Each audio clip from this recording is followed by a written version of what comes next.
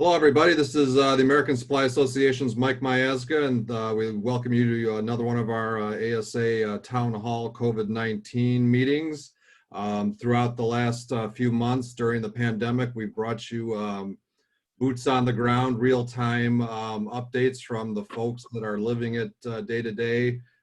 We've touched on everyone from the distributors, manufacturers, reps, and now we're going to do a nice deep dive here today into the master distribution part of our channel, which has become increasingly important over the years for our supply chain. I'm joined today by a couple of heavyweights in the master distribution realm and great supporters of ASA from Southern California Industrial Velcro's Rob Raven. Always nice to see you, Rob. It's really nice to be introduced as a heavyweight. Thanks, Mike. You just helped boost my ego there. I'm feeling better. All right. And also Merfish United CEO Greg Leidner. Always nice to see you as well, Greg. Hello, Mike. Always good to see you. And hello, Rob. Good to see you as well, Greg. Well, let's dive right into it. I mean, we're talking master distribution here, a little bit different part of the supply chain. When we talk about the pandemic, COVID-19, how has the master distribution business changed for the better, for the worse, or has it stayed the same for you guys? Sure, I'll take a cut at it and then turn it over to you, Rob. The situation has not been certainly a positive one from a business perspective. From a demand driver perspective, a lot of our customers, the wholesalers, we're looking at their pandemic playbook. Just kidding. None of us have a pandemic playbook. But step one that people implemented was to cut inventory in anticipation of future demand dropping. And so we saw in late March and early April, all the way through mid-April, a destocking of pipe products at our customers, and of course that created slowdowns for our business as well at the same time that we were working on implementing our own internal safety procedures for all of the Merfish United employees across the country. Since then, there has been a more normalized state of purchasing, but the more normalized purchase behavior of wholesalers has been I would call it a cautious purchasing plan. So I do think that from the perspective of master distribution, we have benefited probably from our share of the purchases because wholesalers are trying to keep inventories leaner than they otherwise would. And so they're buying smaller quantities frequently from a master than they would have to buy from a manufacturer. But even so, they're still being very cautious in anticipation of tepid demand going for the time being. Yeah, Mike, I guess from our perspective, we, being in California, got hit with this very early in March. We have a branch up in Concord, California, which is in Contra Costa County. And so they shut down at the beginning of March. And we believe that it was just going to go across the country as far as shutdowns and stuff. And so we started early. We were fortunate there. So we put together, similar with Greg, put together a COVID team and figured out how we were going to manage this and get working remotely and stuff. And so we implemented that across the branches early March. As it relates to, and so we're covered there as it relates to how it's affected us in business. It's just slowed everything down. Everything's been slowed down, and I know that we'll probably get into that a little bit more deeply later in the conversation, but a lot of just MRO stuff, projects seem to be slow, getting a lot of little orders, kind of, Greg, as you mentioned as well there. So generally in downturns like this, master distribution is a good business model because distributors lower their inventory and they rely on masters a little bit more. And so we are seeing a fair amount of volume, but the dollars are just a little bit smaller than we've been seeing in the past. March actually ended up being a pretty good month for us, but it slowed significantly in April and May. Now both your companies are multiple locations throughout the United States, so you have a I would assume a pretty decent idea on, just what the general business climate is from a construction standpoint, from a project standpoint. What are your branches telling you as far as project conditions? Are things getting canceled, put on hold? I've talked to folks on these interviews where it can vary from, one state's doing great business to someone else is getting decimated in another part of the country. What are you guys seeing right now? Yeah, I guess maybe I'll start on that one. Depending on where we are, of course, we sell into a lot of oil and gas markets. And so those were taking a beating before COVID. Really started back in October of last year, November, December, when the Russians and the Saudis started, taking the market down and increasing the supply. And then COVID hits, and you got demand wiped out by 20 or 30% and oversupply. So oil and gas markets have been challenged. We're seeing projects down about 40%, 40 to 50% in some areas. MRO continues to kind of keep going along, albeit a little bit slower, but we're seeing about a 40 to 50% drop in projects, either on hold or outright canceled. Greg? Fortunately, we're not the same exposure to the oil and gas markets directly, but indirectly we service wholesalers who are selling for plumbing and PVF and waterworks and electrical applications. And it is very, very interesting to see the dynamic that you mentioned, where some states are going strong and some other areas are just crickets. And an example is very close to me here in Boston, is that the mayor of Boston put a moratorium on all Boston proper job sites, but the governor of Massachusetts did not. And so you see an interesting dynamic where downtown Boston ground to an absolute halt, but pockets of construction around the rest of the state were still going. Similarly, New York City was ground to an absolute stop, but upstate New York was still going. So even within states, you saw a lot of micro dynamics. The middle of the country at a high level for us was much less impacted by middle, I think, of states like Colorado and Kansas and Nebraska. We really didn't see much of a blip in the radar. And then not surprisingly, in states like Alabama and Georgia and Florida, we didn't really see nearly as much of a slowdown as we did in the mid-Atlantic, New York and New Jersey and places like that. But we're starting to see economies and construction activity restart, even in areas that have been hardest hit.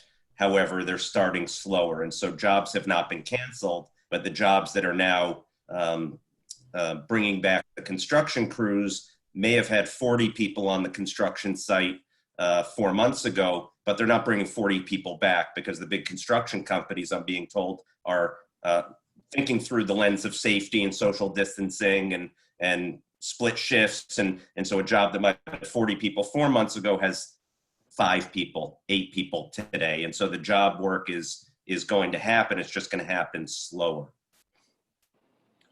How about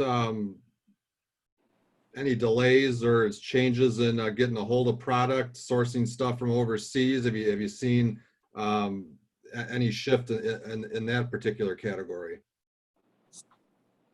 So we have not had any delays. We've had some delays in some countries that last 2 or 3 weeks, but nothing dramatically impacting the supply chain on standard steel pipe, which is the only product that we import. We bring in valves from China, and so China is back to pretty much getting back to normal as far as deliveries there, and also fittings from South Korea. So Korea and China kind of addressed it early, and so they're back to speed. We are still getting delays though in India, Malaysia, and a little bit in Vietnam as well as those countries. And those are all COVID-related delays. Interesting, because demand has dropped. They have the product. It's just getting the factories back open so they can ship. Anything changed, with your two companies as far as logistics, shipping, receiving, making deliveries? Has that been affected greatly?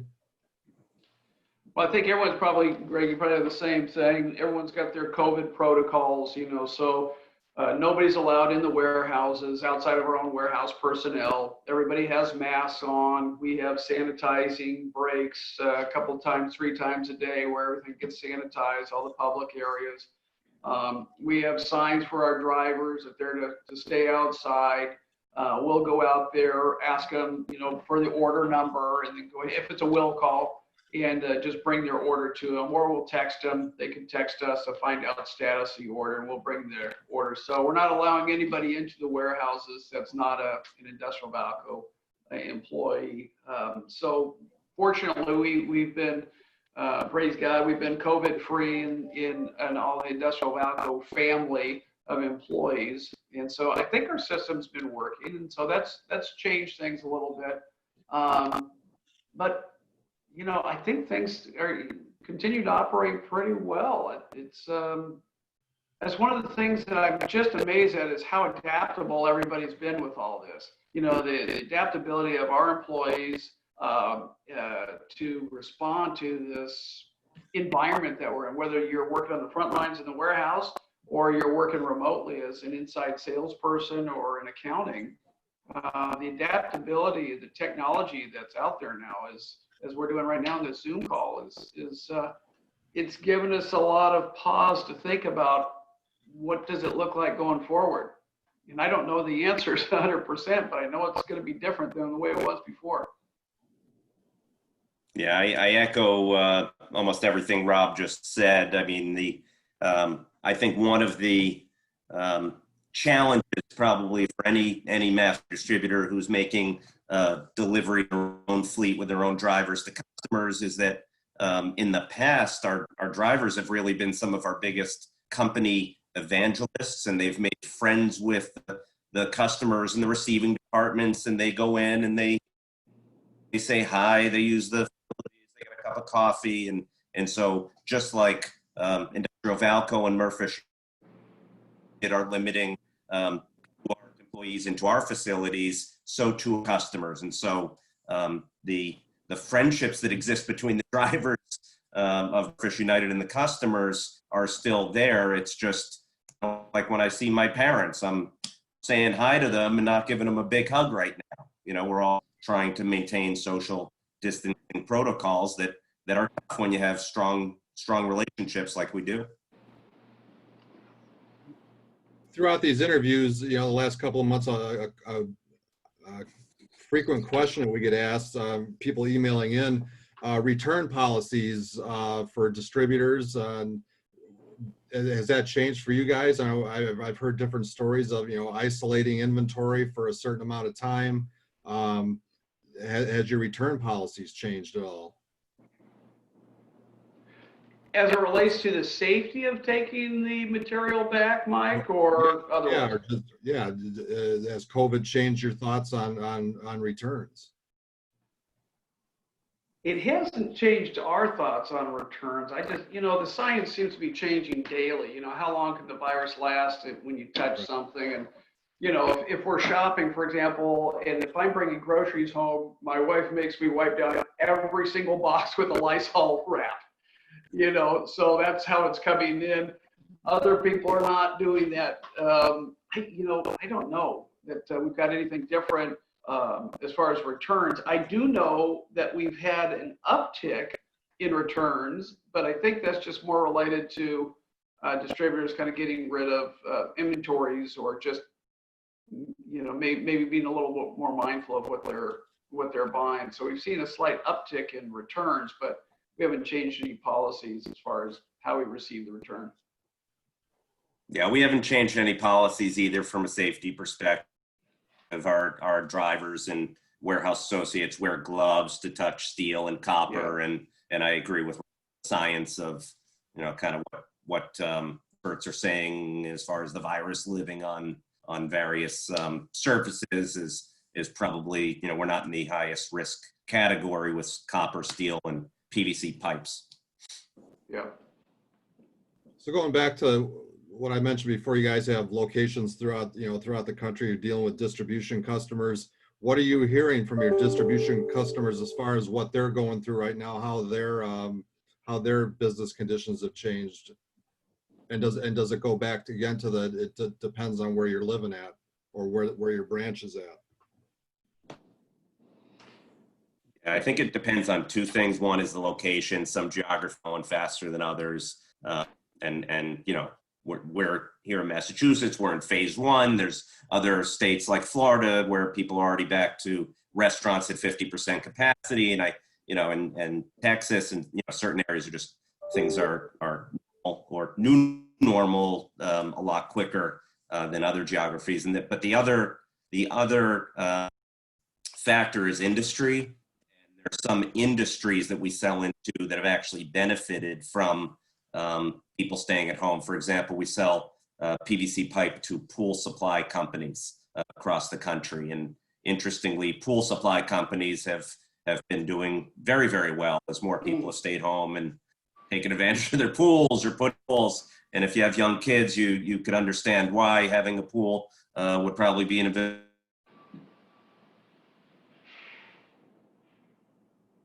like to make to keep them busy, get them out of your hair, where there's HVAC supply companies that are benefiting from this current environment, it seems, from the sales activity that we've been having. And then there are other industries that we're selling into that are struggling a little bit more. So geography and then industry, I think, are both playing factors here. Our oil and gas markets are slow. So are Texas, Colorado, Bakersfield here in California. They're definitely slow. West, I hear that they're capping wells in some areas. Projects are on hold. It seems like our commercial customers that go into a little bit of residential, they're busier, but I think that's more residentially driven than on the commercial industrial side for us. So yeah, we're a little bit more heavier industrial than commercial, and so those markets are definitely challenged.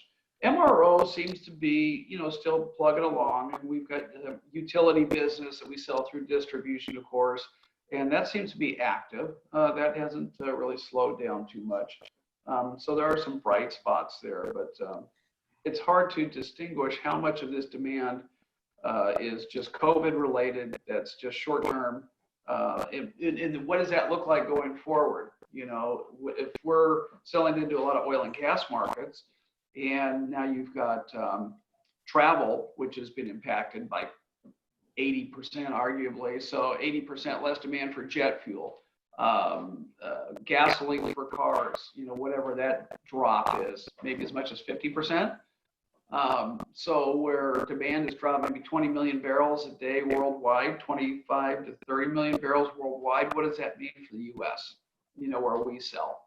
And is there just going to be less oil and gas consumed and produced in the days, weeks, and months ahead? I think those are the things that, affect our business that we've got to take a look at. And what's the new normal? And that new normal seems to change every day.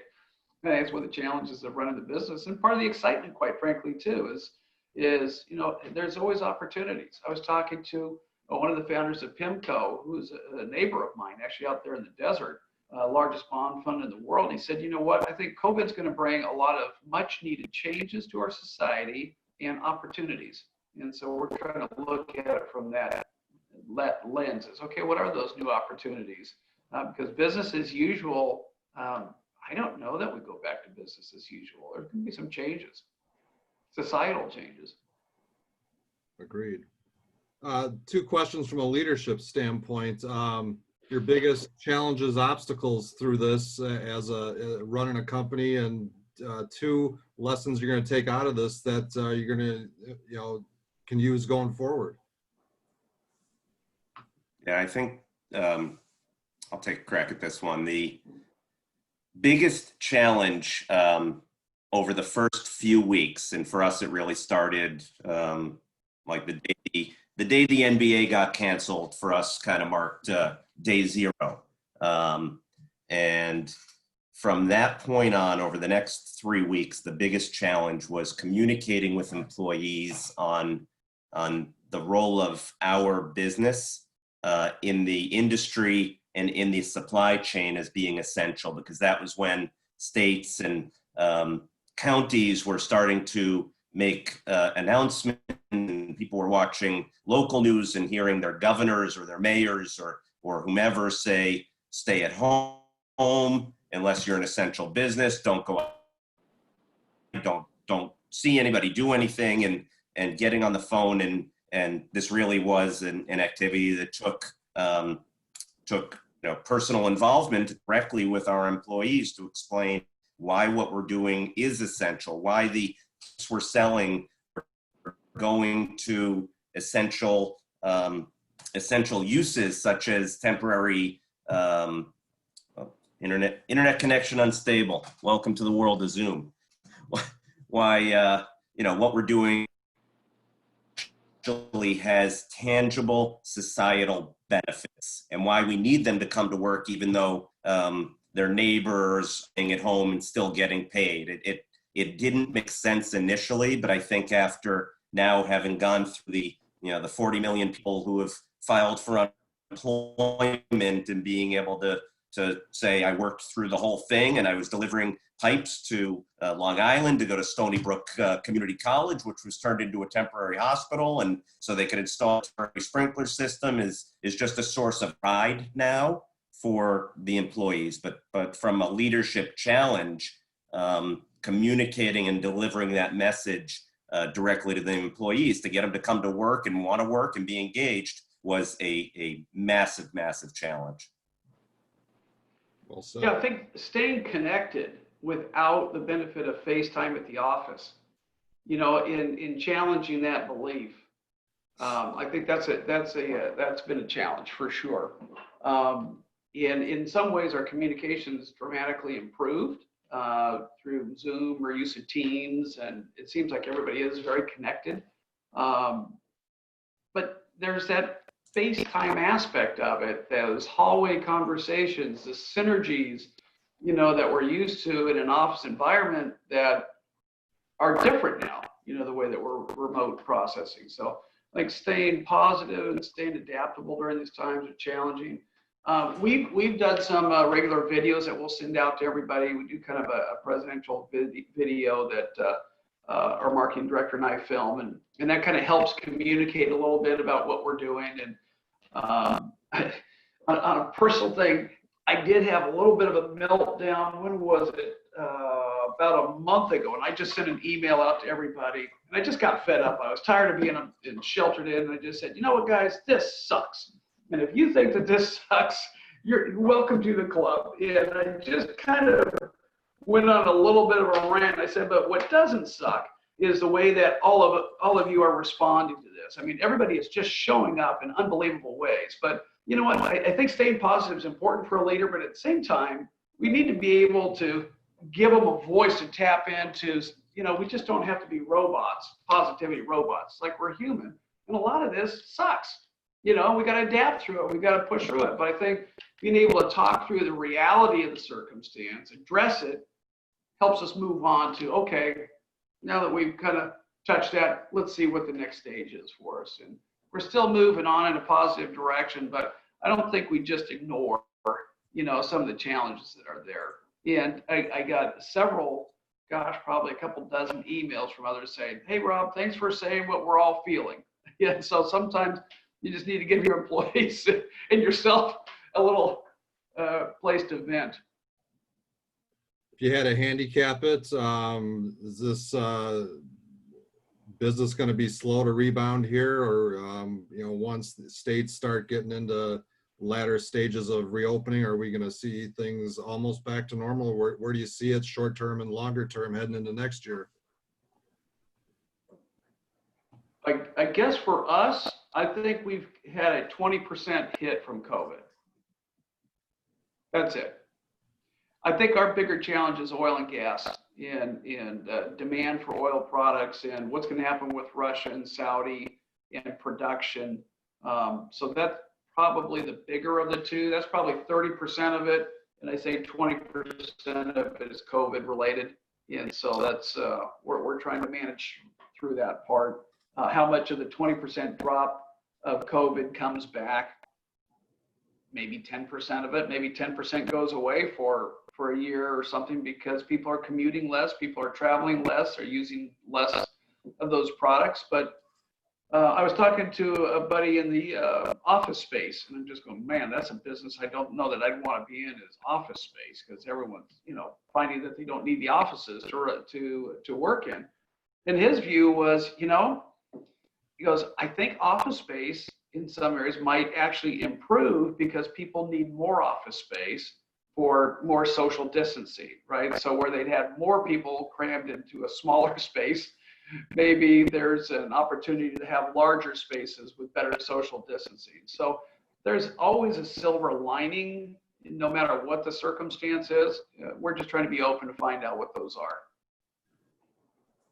I agree with Rob's perspective. I think we're going to bounce back. I think there's going to be innovation. I think that medicine today in the targeted approach to developing a vaccine is like nothing the world has ever experienced. Is the amount of really smart scientists and medical professionals around the entire world that are honing in on targeted vaccines. I think the vaccine's going to be here very shortly, and I think we're going to look back with a lot of deep memories of in family time at a family unit that comes together, a nation that comes together, an industry that has come together during a very short and steep downturn, and we're going to hopefully look back and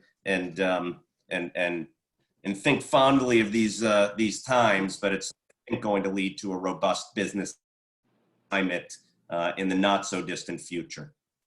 Yeah. Well, you both lived up to your billing as heavyweights. Excellent conversation here today, and as always, appreciate you taking a couple of minutes out of your day to talk to us and really shed some light to ASA membership. Thanks again, guys. You got it, Mike. Appreciate it, Mike. Here. Thanks for having me. Rob, good to see you. Good to see you too, Healthy. Greg. Stay well. All right. You